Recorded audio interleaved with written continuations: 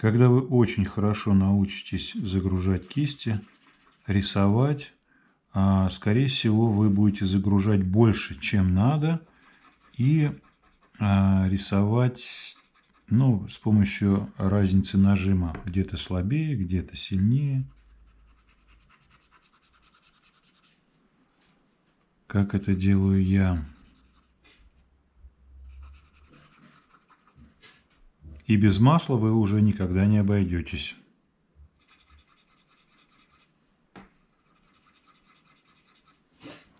Здесь вот у нас участок большой, слишком для такой маленькой кисточки.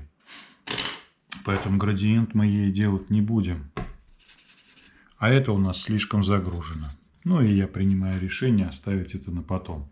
Вообще, когда все остальные прорисовки будут, тогда и закончим. А сейчас все остальные участки дорисовываем.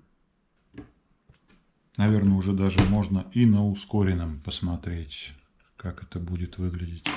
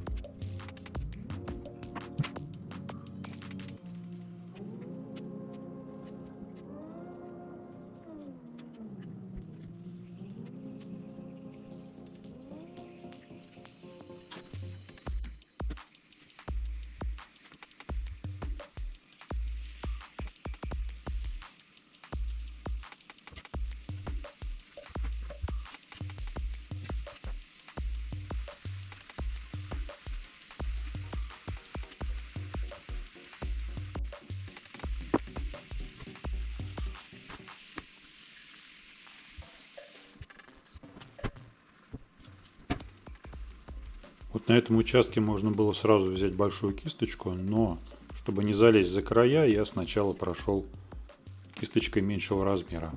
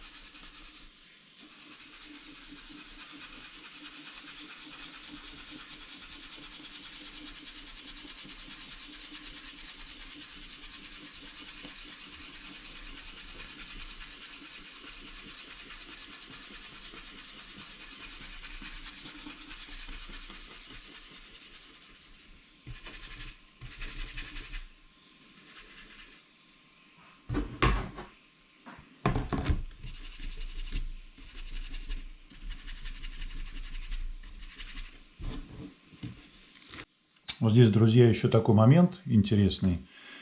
Чтобы у нас равномерно шло, нужно делать равномерное движение. То есть, вот вы обратили внимание, я начал отсюда и пошел похожими одинаковыми движениями. Также и здесь.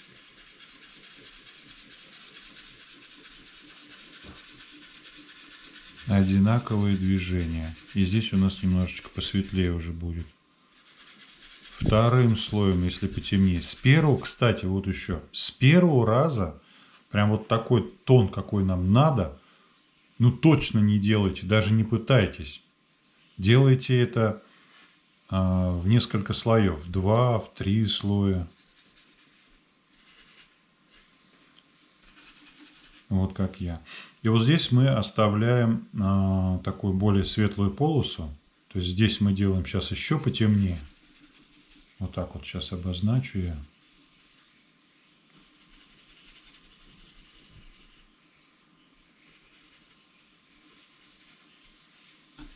А здесь вот мы затемняем.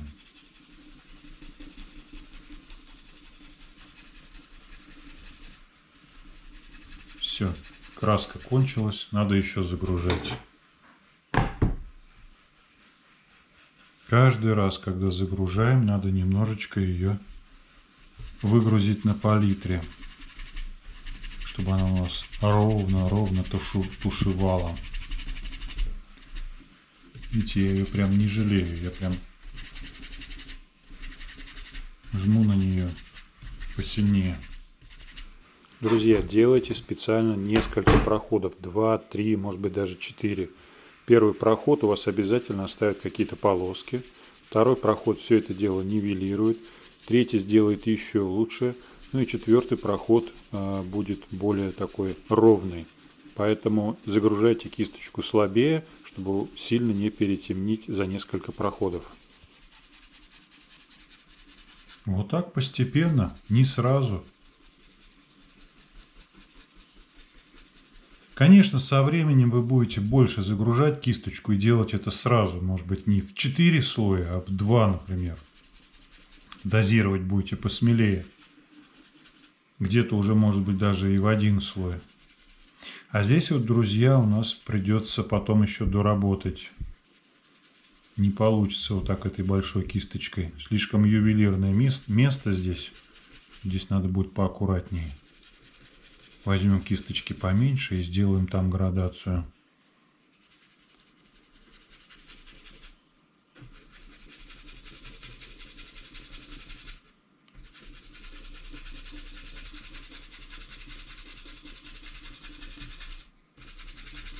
Здесь тоже все еще предстоит потом прорисовка и делать это все более аккуратным.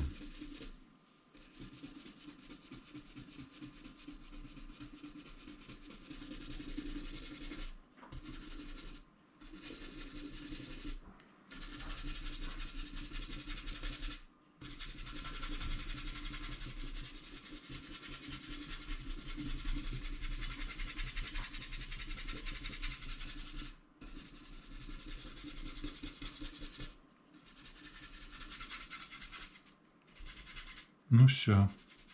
Оставим остальную работу для прорисовки уже потом.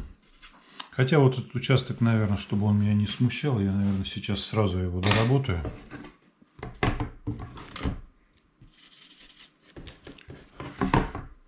Какую-нибудь побольше нужно кисточку взять. Видите, она у нас сильно рисует. Сейчас мы ее разгрузим немножко.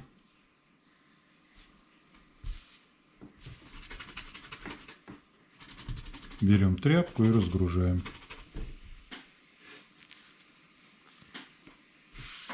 Пробуем. Нам нужно сделать вот это место незаметно. Как будто бы мы сначала полностью все большой кисточкой, а потом белым чем-то взяли и нарисовали вот эту каплю.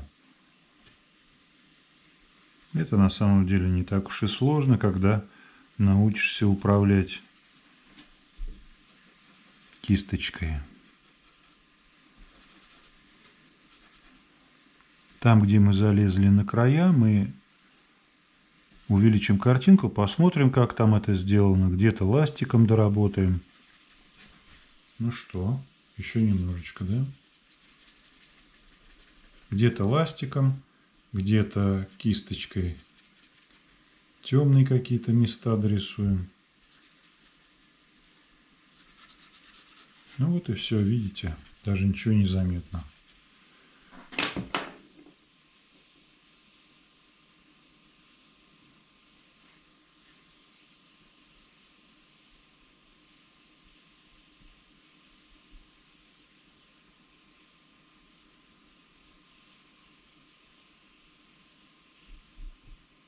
Допустим, вы несколько дней рисуете.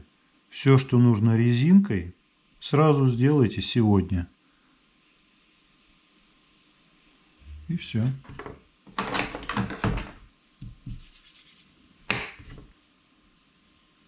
Я хочу здесь более светлый, поэтому я потом возьму еще и белой краской здесь порисую.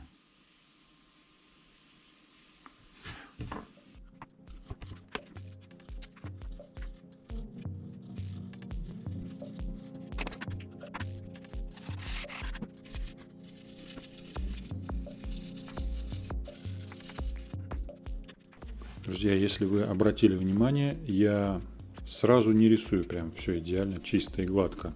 Я как-то немножко порисую, наберется какое-то уже изображение, да, и потом отдельным этапиком я прохожусь мелкими кисточками, ластиком, поправлю, где-то что-то удалю, и потом продолжаю дальше рисовать. Я думаю, так гораздо быстрее.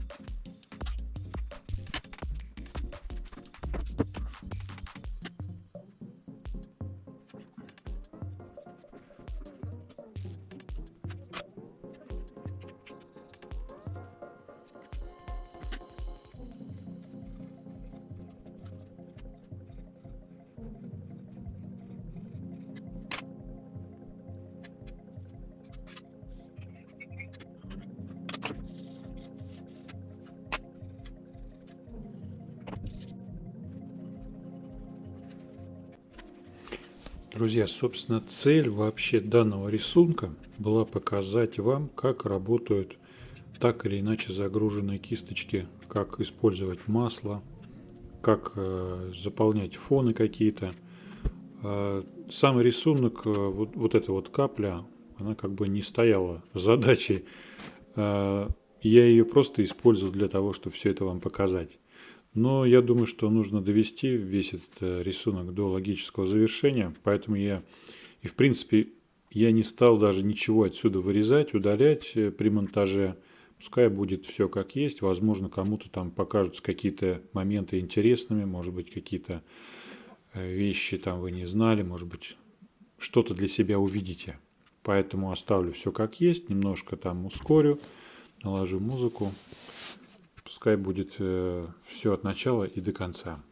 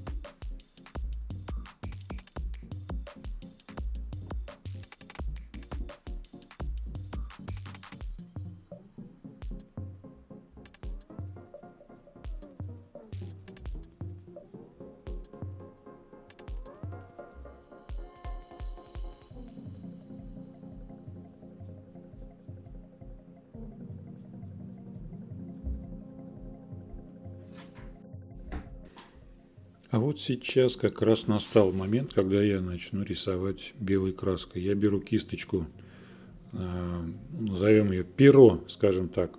Это совсем маленький размер. Я ее использую для того, чтобы ставить какие-то мелкие точки белым цветом, например, блики в глазах.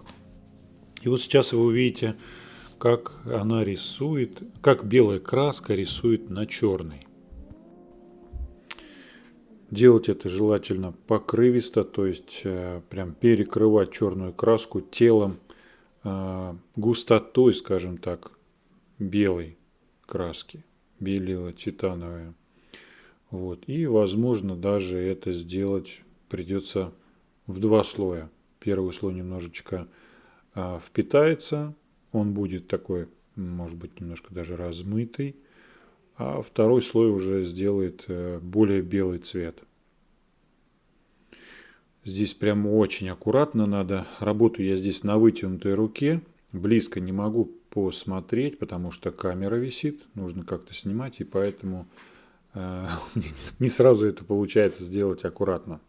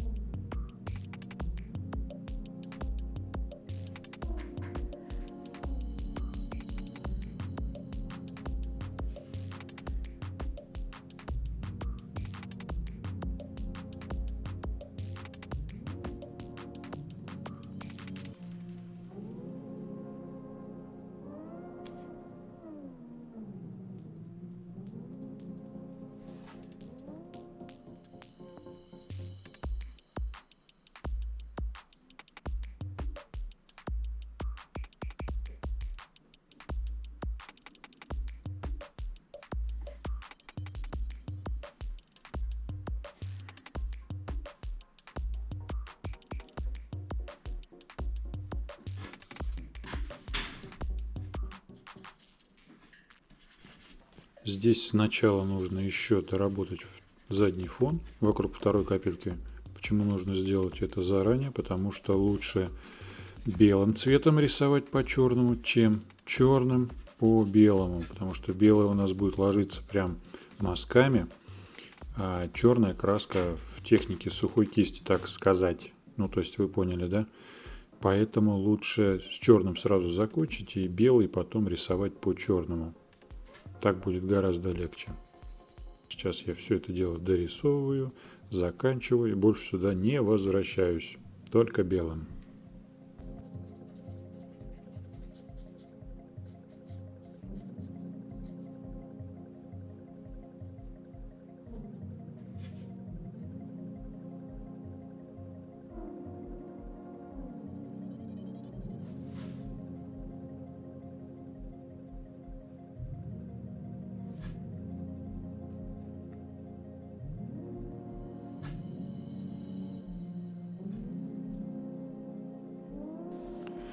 Масло я больше не использую для этой кисточки, только в самом начале, для того, чтобы все волоски прилипли, чтобы кисточка стала тоньше, да и потом, после того, как мы используем масло, сначала перед краской, кисточка даже моется легче, и краска в волокнах там не застревает.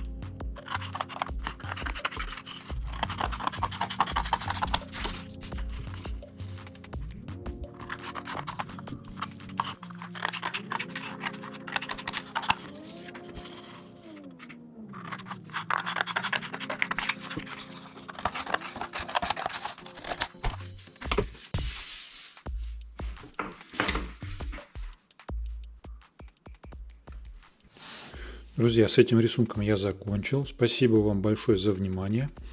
Еще раз хочу вам напомнить, что рисовал я его не для того, чтобы нарисовать качественный какой-то красивый рисунок, а для того, чтобы продемонстрировать возможности техники сухой кисти. То есть именно акцент на загрузку кисточек и на то, как показать на то, как они рисуют. Ну и еще что-то, какие-то моменты самого процесса рисования. Возможно, вам интересно будет посмотреть, как я это делаю.